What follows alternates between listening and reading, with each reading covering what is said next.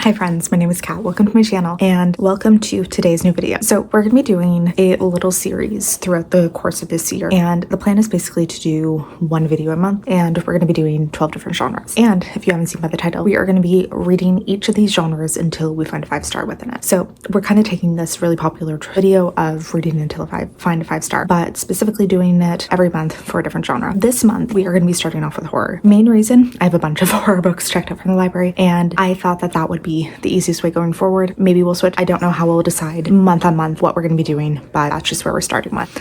I am not the biggest horror reader, if we're being very honest. I maybe read like 5 a year out of like my 300 books a year, so it's really not one of my biggest genres, but I do tend to find quite a few that I like. But that being said, when I'm thinking back to this year, the only two standouts I can think that I really enjoyed were We Used to Live Here. I gave it a 4-star, and then I'm not even sure if this would be classified as horror, but We Spread by Ian Reid I gave 5 stars. That was back in January, so it's been quite a while. We've had quite a drought, and I just am never really inclined to pick up any of these books. So this is going to be an interesting time to kind of see what, how many of these we're going to have to get through to get there. And also, I don't really know what my tastes in this genre tend to be. I don't really know if there are certain things I gravitate to that really give 5 stars, but I'm really excited to get going, and I'm really excited to try this out because during the course of this series, we are going to see like if I really have a sense of what my taste is for these different things, because I know some of them, like fantasy, I can very easily pinpoint a book that I think will be 5 stars, but something like historical fiction, I read none of. I read maybe one a year, and that is like pushing myself. So those are genres that like I really don't know anything about, but I'm really excited to get started on this.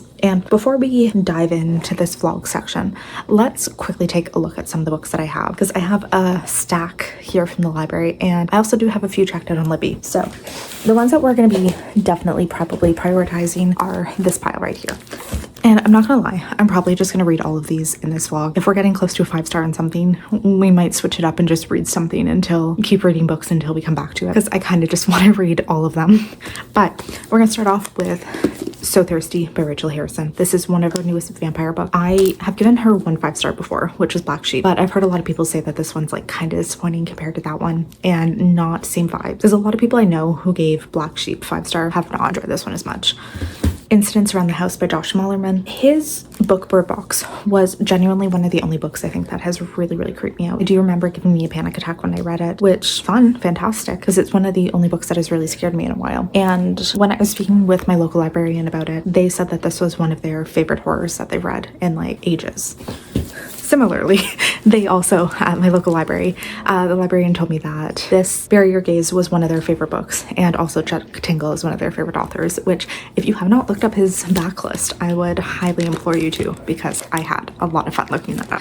And also, I didn't know this, but apparently all the librarians are very convinced that the author is actually Chris Pine, because apparently Chuck Tingle, he's a mysterious force of energy behind sunglasses and a pink mask. So he's like an anonymous author, and my librarians are convinced that it is Chris Pine. So I don't know if that's like an actual thing that goes around on the internet, like people actually think that, but that's kind of hilarious that is a thing. Horror Movie by Paul Tremblay. I've never read a book by him, and haven't heard the best part about this one, but I think it's something about the production of a horror movie, and it's like a cursed film. Things have gone weird. I have heard some pretty good things, well, mixed things I guess, about his other books, but they've been ones that I've been very interested kind of because of that, because if something has very mixed reviews, sometimes it really works for me. Another one I have is I Was a Teenage Slasher by Stephen Graham Jones.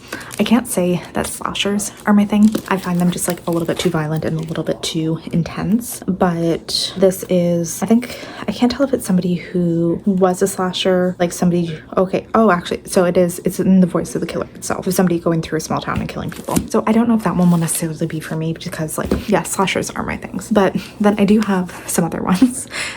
So we can see like this might be one book. I'm actually hoping it's not. I think no matter what, I'm going to try to read like at least 3. But This Cursed House by Del Sandine, know nothing about. Sunny Place for Shitty People by Mariana Enriquez. I think that is short stories. And I don't know if this is horror, but House of Blood and Rain by Gabino Iglesias. It looks like it could be horror. So we'll try all of these and just kind of see if any of them might work. So welcome to the video. If you haven't already, I would love if you would subscribe, and let's just dive into this.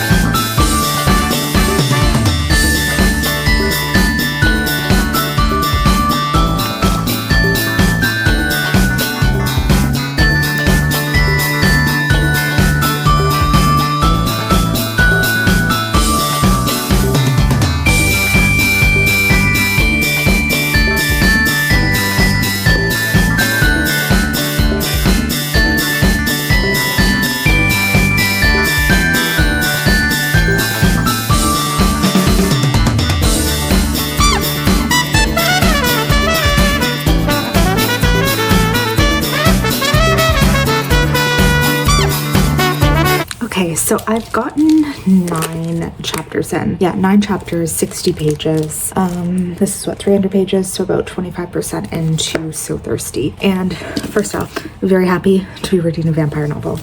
And I do want to shout out my little bookmark, which is from Book Bag Design Shop. My favorite place to get like bookish merch. They're amazing. My only thing is like when she drops, like all of the drops are limited time release. So if I miss any of them, I am like devastated. And there's some that I missed from Halloween because I wasn't able to buy like, yeah, I had to limit myself to buying like 2 shirts over Halloween, and I am like devastated that I wasn't able to get more of them. So that's the only thing is like sometimes it's really, really difficult to get everything because there's such limited qualities and limited times.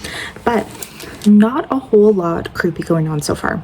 We are following a 30-something woman. Her husband gifts her and her best friend a vacation basically for her birthday, like a weekend away at this really upscale place in, I think it's in the Finger Lakes, New York, somewhere like that. Her best friend is like a troublemaker and basically has been traveling the world as PR manager / girlfriend of a rock star. And yeah, so she was super excited about this weekend because this should just be like a weekend, girls' weekend away, all of that. But there's been like some slight creepy aspects so far in that she saw a man at a bar who was like really intensely staring at her. That in itself isn't too creepy, but I have a feeling he might be a vampire. And then she was in her cottage, like I guess they rented a cottage, like kind of an isolated area, and she was hearing this intense tapping on the window all night. Just assumed it was like the wind or a branch or something, but I'm assuming that was like kind of the vampire trying to be let in, because apparently it was like very insistent knocking that she was hearing the entire time. And I think we're about to get into the wildness, because in it, the synopsis, it says her friend orchestrates a wild night out only for it to take a horrifying turn. And that's where they are right now. Her best friend had met this guy at a bar. He agrees to take them out kind of on a like night out on the town because he's a local, he knows the area, and I think that's kind of where it's going to go. Something wild's going to happen and vampires will come in. So excited to get to it. Nothing really creepy or weird has happened yet, and it's kind of been a little bit too early to also have like that strong of an opinion. I'm having one of those moments where I'm like sitting here and I have no idea where I want to go with my makeup today, which is a problem. But I'm wearing a little skull t-shirt, which from Book Bag Design Shop, and I can't remember, I think I talked about them in my last clip. This is really like just me raving about how much I love them this entire video, but I think it's hilarious. So I was wearing this today and I went to the library to pick up some books, but when I'm starting to film this, it is still very much like the Christmas season. I'm just trying to get like really ahead of videos, and my librarian friend was just talking about like how this is truly hilarious that everyone else is in like all these Christmas attire, and here I am just, you know, still rocking my skulls all year round because clearly I do not care.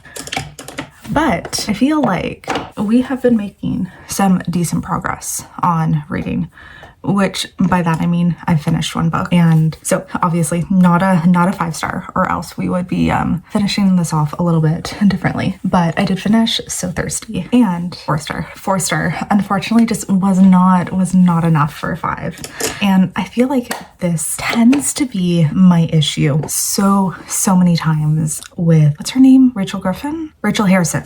So many times I always have the same issue in that I feel like her books just need to go further. Like I feel like they are borderline what could be perfect, borderline like they could be so much better for me, but they just need something to make them like a little bit better, and just something to kind of like propel it into, you know, that next stage. And I've noticed this because I've only given one of her books a 5-star, loved it, but all of her other ones tend to hover around a 3 or a 4 because there is just like, I don't know, something missing. And in this one, I think it was actually like, I don't know, I'm trying to think of like what it is, because we have, I don't know if this is a spoiler or not, but 2 best friends, they go to this party with a bunch of strangers they meet, and a bunch of things go wrong.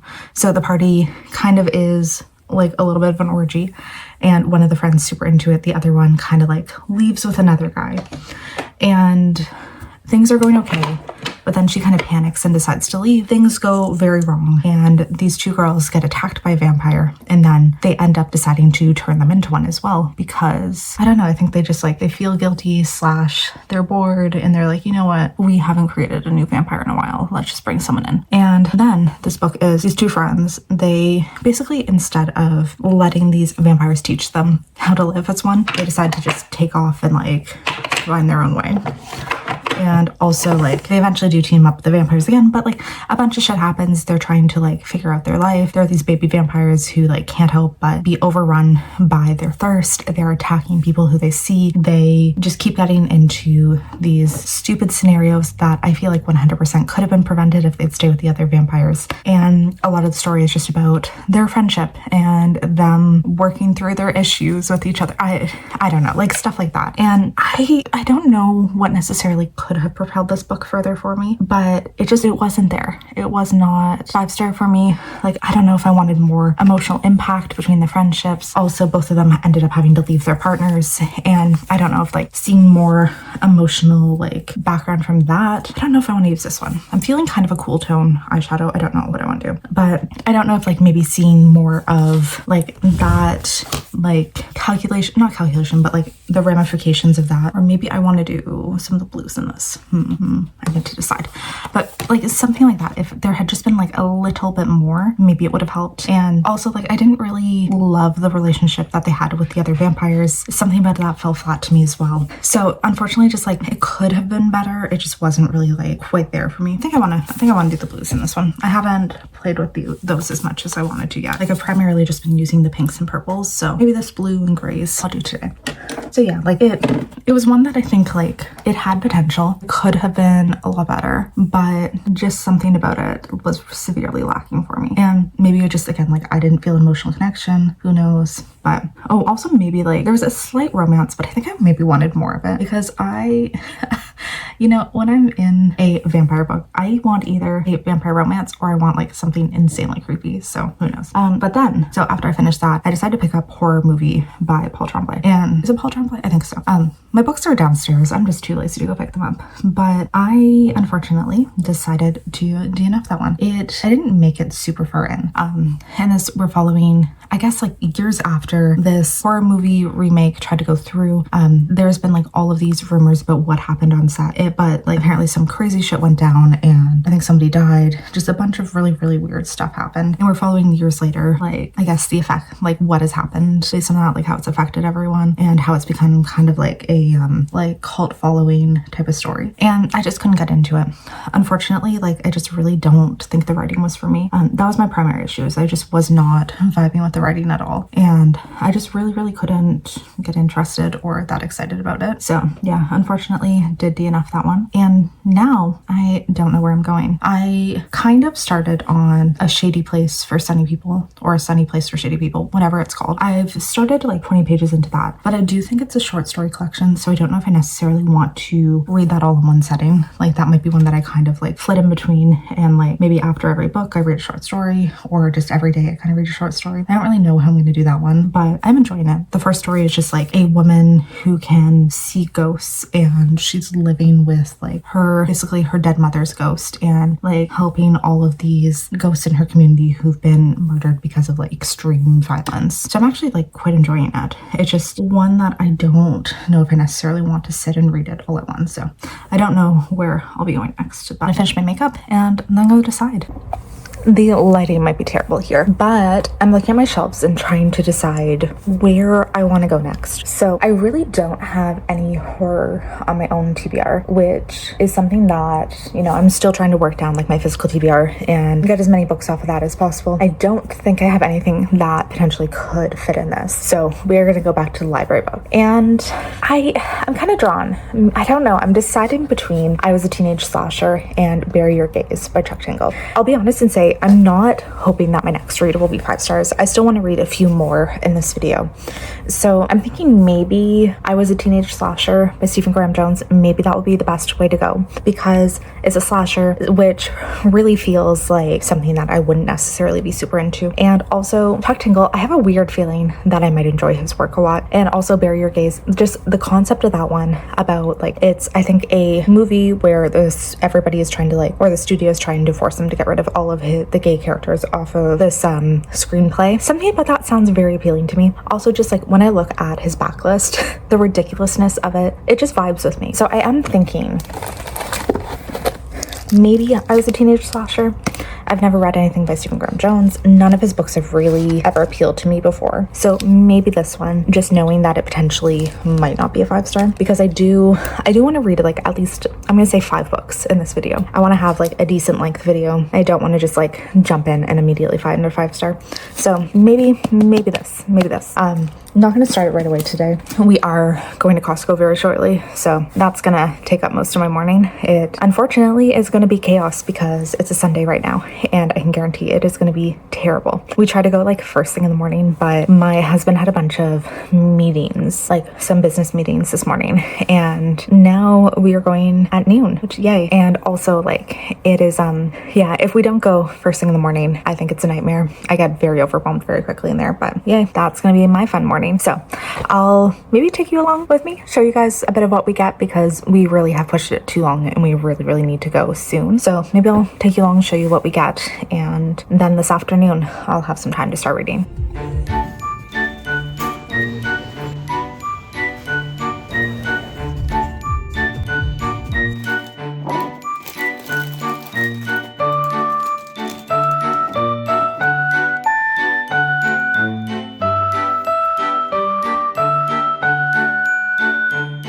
All right, it is the next morning now. Well, actually noon.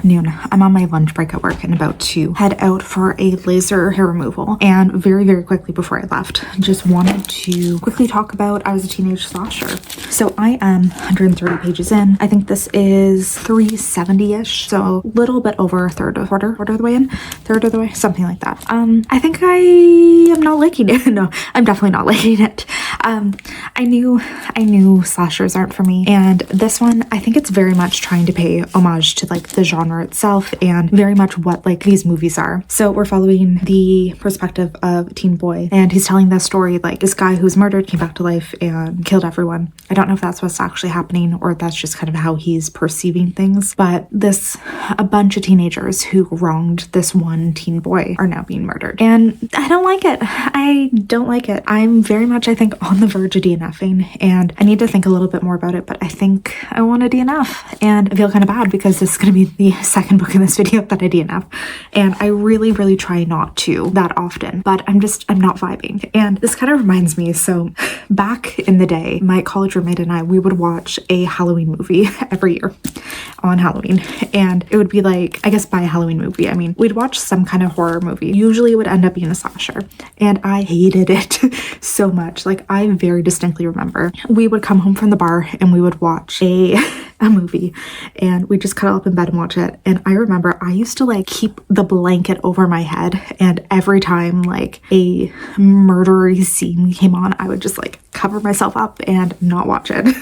And yeah, I hate it. So I think this is really trying to be like similar to a lot of those 70s and 80s slasher films. Like, I'm thinking Texas Chainsaw Massacre. That is the only one that I very distinctly remember watching, but I hated that one.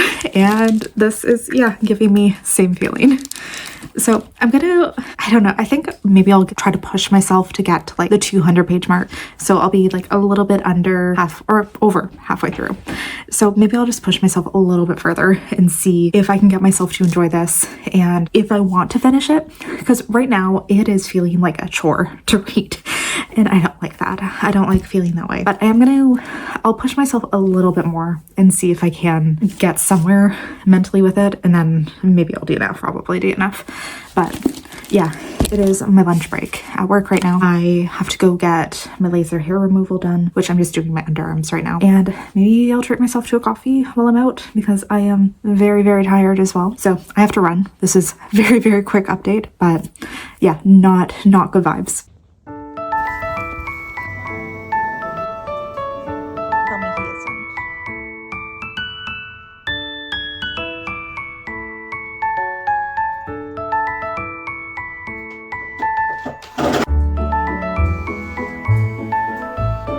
So didn't really end up getting like that much further into this one. I think I only read like another chapter, so also sorry my husband's playing video games in the background if you hear him, but couldn't do it, could not get myself into it, couldn't get myself to want to continue, so DNFing, which I feel really guilty about if we're being honest, but did that one. And then I, in the background, had been reading the occasional short story from A Sunny Place for Shady People and decided to actually finish that one off because it was short. It was only like 300 pages and I was enjoying it a fair amount. So I'll quickly say not a 5-star. I'm probably gonna end up giving it a 3-star because there were several stories that I liked a lot, but then probably an equal amount that I just found really dragged and I wasn't into. So kind of just like middle of the road short story collection for me. I think it's decent. It didn't really have anything that was like that scary, but it did have a little bit of like body horror things and they were decent. Just nothing that like I think was too crazy. I do think the first story in the collection that was my favorite. It was about an older woman who could see ghosts and she was seeing all of the people in her area who were being murdered and they would come to her for help, like all the ghosts, and basically she didn't want to move out of her house because her mother's dead spirit lived with her. Overall that one was fine, but yeah, the rest of the collection kind of was a bit lacking for me. But from there I decided I am gonna go next, I think, into the Chuck Tingle book, which I'm really hoping will be okay. So I think that is going to be the next one I pick up. I am so ridiculously happy and like finally feeling justified, I guess, but I'm loving this. I'm like a little bit under halfway through, but I absolutely love it. And oh my god, thankfully I'm not gonna lie, I was really panicking there about like whether or not I would find a book that I like, and this if it keeps going the way it is, I think this will be a 5-star. So we are following a main character. He is a screenwriter. He's just got an Oscar nomination and is working on this TV show. But the Hollywood executives have decided that they want the gay main characters to be killed off. And apparently this is a thing that happens a lot in TV, but apparently it is called bury the gays. And this is a very common thing. So it happens all the time where queer characters in the TV space are not allowed to be happy, so they must be killed. But they also, like, the executives are saying, they're like, we are not homophobic. This is for the algorithm. People are going to want to watch it if they die. But the author, Misha, he has decided that he is not going to do this. He's refusing it and is being very much threatened that like he will be fired if he doesn't do it. And this is kind of like put a target on his back. But for some reason, now he is starting to be haunted by characters from his horror movies. So there's one like the Smoking Man. I'm gonna literally be terrible. I've been reading this all morning and I don't know names apparently. But this Smoking Man where he will be smoking a cigarette and ask for a light. And if you say yes, you pass the test. If no, he will start stalking you and increasingly intense stalking to basically culminate in the 5th day where you get murdered and then he turns your body into a cigarette that he then smokes. So they've encountered this character. He did not have a match on him and has basically turned into, well, has now been started to get stalked by this cigarette man. And then there's other characters. There's like this, I think she's called Mrs. Y, where she's like this intensely tall woman who he sees on a flight, and if she touches you, she basically like sends you into a comatose state. And that happened to the person who was sitting next to him on the flight. And he's kind of like at this point thinking that the like studio is just hiring actors to kind of stalk and freak him out to kind of like convince him to write this book and not write the book, finish the screenplay the way that they want it to be. But you know, there's kind of like, it's definitely seeming like there's a bit of a supernatural element to it. Like it's seeming like maybe it's not the studio, maybe it's some supernatural things coming to life. And it's not quite creepy, it's a little creepy, but it is incredibly fun. And I am so happy to say that I am deeply loving this. So I have a great feeling. Let's take a little moment to celebrate that we found a 5-star. I was very stressed that this would go bad this entire video. Basically, I was starting to get frustrated. But yeah, loved it. I am so happy. I don't remember if I talked at all about the plot, but basically the screenwriter, he is being forced to kill off some gay main characters in this show that he writes. and he is refusing to do it. But as he's refusing, he's starting to get haunted by monsters from his other works, and it gets super weird where like all of these like creatures that he'd created are starting to come after him, and he's kind of starting to get into the panic of like, am I being pressured by some external force to finish what the studio wants me to be? And I think that this was a truly fantastic psychological horror in a lot of ways, because our main character doesn't know if he's actually going crazy or if these things are really happening in his life. But what was truly the scariest part and the most realistic was the commentary, and particularly I found the commentary on the treatment of gay characters within media and also the erasure of queer characters again in media to be ridiculously like accurate and terrifying and horrifying to think about. And also there was this huge underlying message of corporate greed and the levels that corporation will go to get what they want, and how people do not matter to them, the numbers matter. And those are like, you know, just things that you're aware of, but when you read about it, like sometimes in examples like this, even though of course this is fiction, but just it hits home. It hits hard. And it was fiction, but I'm sure there's some corporations who would like read some of the shit that went down in this one and be like, huh, good ideas. And particularly our main character Misha, he was nothing about who he was as a person mattered to this corporation they worked for. It was entirely about what numbers he could bring in. Could his trauma bring them like better numbers? Is that all that matters to them? There's also like these really great flashbacks that showed Misha growing up and the inspiration behind all these characters that he created, and I thought that was fantastic. And also his like acceptance of his sexuality as well. Very, very good. Loved it. 5-star. And you know, I want to read more from Chuck Tingle, which oh my god, I'm not going to read the names out loud of some of his books. I would highly implore you to look them up. Hi. Yeah, I would highly implore you to look up the titles. I'm not going to read them because, I don't know, they're a little much, but they are hilarious, and I kind of want to read some of the ridiculous ones and just see how traumatized taking it. So I'm gonna sign off here. This was an interesting experiment. I'm very, very happy we found a 5-star and that it didn't take like 10 books, but I'm happy that I also got to try a few new authors. Now I know Paul Tremblay and Stephen Graham Jones, probably not for me. Maybe other books by them might be, which if you've read any of them that you think maybe I should try, please let me know. And yeah, thanks for watching. So we're going to be doing one of these a month with a different genre. Leave a comment down below also which genre you would like me to try next. And hopefully I will see you in a video soon. Bye.